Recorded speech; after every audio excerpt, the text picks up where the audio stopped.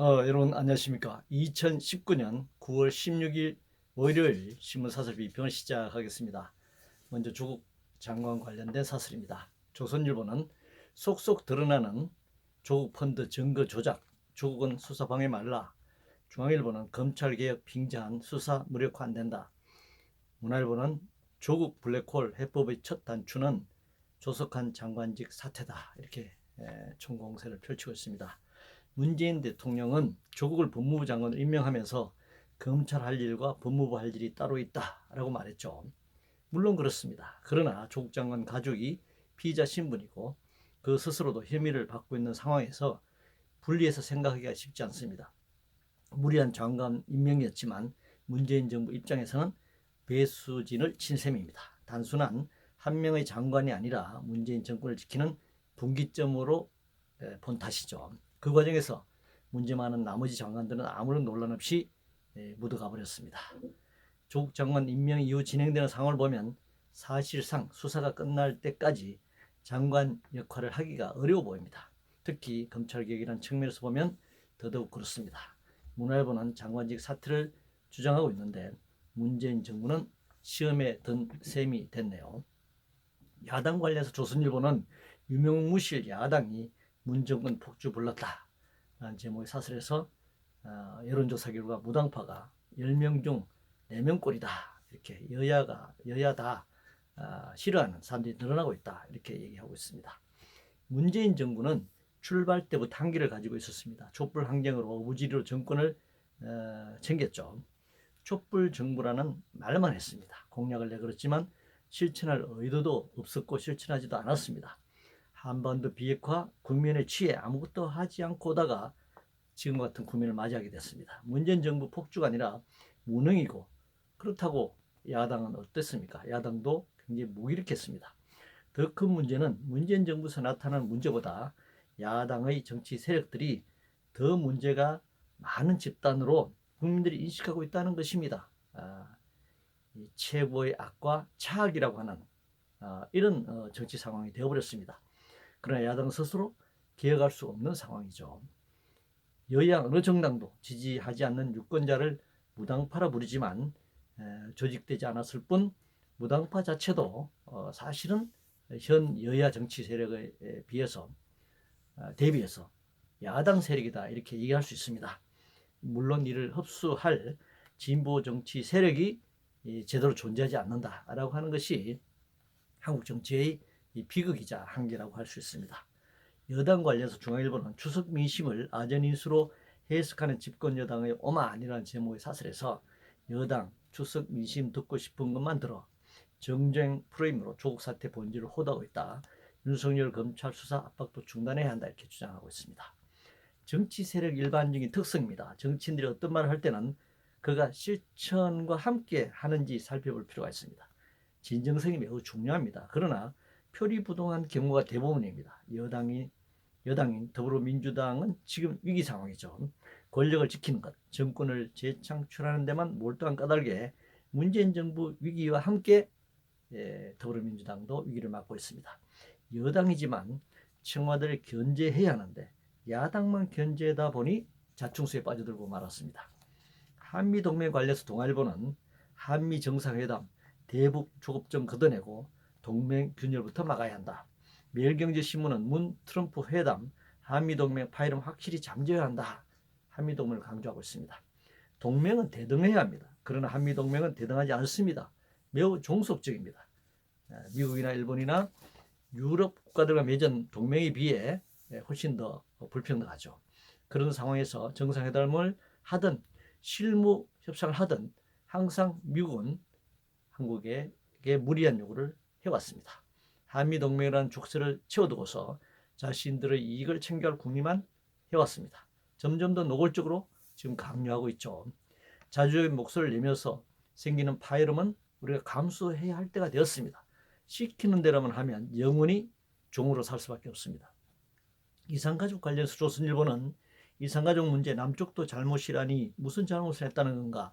동아일보는 이산가족 상봉 좌절이 남북 정부 모두 잘못이라는 대북 저자세 문재인 대통령의 발언을 비판하고 있습니다. 그동안 남북 이산가족 만남이 어떻게 이루어져 왔는지 한번 살펴볼 필요가 있습니다. 중간 점검할 때가 됐죠. 조건 없는 만남을 시행할 수 없는 북한 체제의 문제가 무엇인지, 문재인 대통령이 말한 남한의 문제는 무엇이었는지 드러내놓고 중간 점검을 해야 합니다. 이산가족의 문제는 왜 정치군사적 문제와 분리해서 인권 차원에서 추진할 수 없는지도 확인할 때가 됐습니다. 한국전쟁 이후 헤어진 이산가족들 중 생존자는 점점 줄어들고 있고 이제는 2, 3세가 만나야 할 그런 상황이 되었습니다. 스펙 쌓기 관련해서 조선일보는 동아일보는 고교 3년간 교원의 상 108번 입시 실적에 눈먼 스펙 몰아주기라는 제목으로 비판하고 있네요. 이건 교육 붕괴 현상입니다. 내용이 아니라 포장만 거창한 상품처럼 교육도 속빈 강정이 되어가고 있습니다. 이 거품 현상이죠. 인격과 인성, 공동체 교육은 사라지고 오직 1등만을 향해 달리는 게임을 벌이고 있습니다. 특히 돈과 권력 그리고 배경을 가진 부모들의 자녀들이 자신의 능력이나 노력과 상관없이 이런 스펙을 쉽게 찾는 반칙이 횡행하고 있습니다. 부패하고 썩은 사회입니다. 그런 자들이 사회의 상층부가 되는 것이죠. 이것이야말로 신봉건 체제, 신봉건 질서가 확립되는 그런 불행한 상황입니다. 규제 관련해서 한국경제신문은 단말기 아닌 생태계, 애플의 아이폰 신전략에 주목한다 라면서 규제 완화, 규제 철폐를 주장하고 있습니다. 신산업이나 신전략을 말할 때마다 규제 완화나 철폐를 외치고 있습니다. 한국 경제가 글로벌로 하는데 가장 큰 전환점은 금융에 대한 규제 완화였습니다. 이로부터 한국 경제는 신자유주의 세계관 물결 속으로 빨려 들어갔습니다. 이제 새로운 신산으로 IT 산업을 내세워 규제 완화를 또 주장하고 있습니다. 금융 규제 완화가 소수의 거대한 금융 자본가를 만들어냈듯이 IT 산업 역시 그럴 것입니다. 빈부격차와 양극화를 더욱 확대시켜 나갈 것입니다. 일자리 관련해서 한국경제신문은 일자리 지표 똑바로 읽고 반성하는 책임 정치를 보고 싶다. 문화일보는 세금 일자리 늘려놓고 고용회복 운운한 청와대의 혹세무민이라며 비판하고 있습니다. 통계로 표현되는 지표는 매우 정치적입니다. 그 경우 통계는 마술을 부리죠. 통계는 작성될 때부터 작성된 후 해석될 때까지 그야말로 정치적입니다. 똑바로 읽는다는 것 역시 자기중심적이고 자기 세력 편향적입니다. 통계가 어떻게 춤을 추든 조직되든 조작되든 변하지 않는 것은 노동자 민중들의 삶입니다. 다만 공공 일자리를 세금 일자리로 표현하는 것은 일자리 정책에 대한 폄훼다 이렇게 말할 수 있습니다. 비정규직 관련해서 한국경제신문은 비정규직 논란, 고용 형태 아닌 처우 개선이 해법돼야 한다라는 제목의 사설에서 요금 수납원을 한국도로공사 직접 고용하라는 요구를 비판하고 있고 코레일 자회사인 코레일 관광개발 소속 객실 승무원 600여 명의 파업과 정규직화 역시 비판하고 있습니다. 비정규직 정규직화가 답입니다. 공공부문에서 정규직 직접 고용이 아니라 자회사를 통한 간접 고용을 하는 것은 그들이 항상 주장하는 바대로 매우 비효율적입니다. 이것은 차별정책입니다. 노동 존중이 아니라 노동차별정책이라고 할 수 있습니다. 중앙은행과 관련해서 매일경제신문은 다시 시작된 중앙은행들의 돈 풀기 경쟁 이라는 제목의 사설에서 유럽 중앙은행, 미국 연준의 금리 인하를 소개하고 있네요. 산업자본주의에서 금융자본주의로 전환하면서 나타난 특징입니다. 돈은 저장이나 교환의 수단이 아니죠. 소수의 금융투기자본가들이 부를 축적하는 수단이고 자본가 정권이 경기를 부양시켜 권력을 유지하는 수단이 되어버렸습니다. 산업자본가는 생산시설에 매달려 노동하는 노동자들의 피땀을 착취함으로써 부를 축적하지만 금융자본가는 돈을 풀어 거품을 만들어 보이지 않는 방식으로 노동자, 민중, 서민들의 주머니를 들어가고 있습니다. 약탈경제, 금융약탈이라고 할 수 있습니다.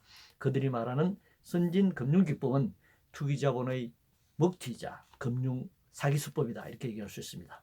석유 관련해서 밀경신문은 사우디 석유시설 드론 테러, 중동발 충격파 대비를, 문화일보는 사우디 유전 드론 테러와 북 드론에 무방비한 한국이라면서 중동 석유 드론 공격과 북한 드론 문제를 대비시켜서 사설을 내보냈습니다. 중동에서 벌어지는 끝나지 않는 석유 전쟁에는 항상 대비해야죠. 지금 정부는 한국 경제와 한국 자본주의를 유지하기 위한 조치로 석유 수입원과 안정수송로를 확보하기 위해 노력하고 있습니다. 그러나 화학연료를 통한 자본주의 성장과 석유화학 제품으로 인한 환경 파괴에 대해서는 고민하지 않고 있습니다. 중동의 석유 시설을 공격한 미사일이나 드론이냐가 핵심이 아닙니다. 중동의 석유를 중심으로 하는 제국주의 자원 전쟁과 화석연료 자본주의 세계 체제가 그 핵심이라고 할 수 있습니다. 북한 드론을 들고 나오는 것, 이건 매우 생뚱맞은, 지금 이 현실에서는 생뚱맞은 사슬이다, 이렇게 얘기할 수 있습니다. 이상으로 2019년 9월 16일 월요일 신문사슬 비평을 모두 마치겠습니다.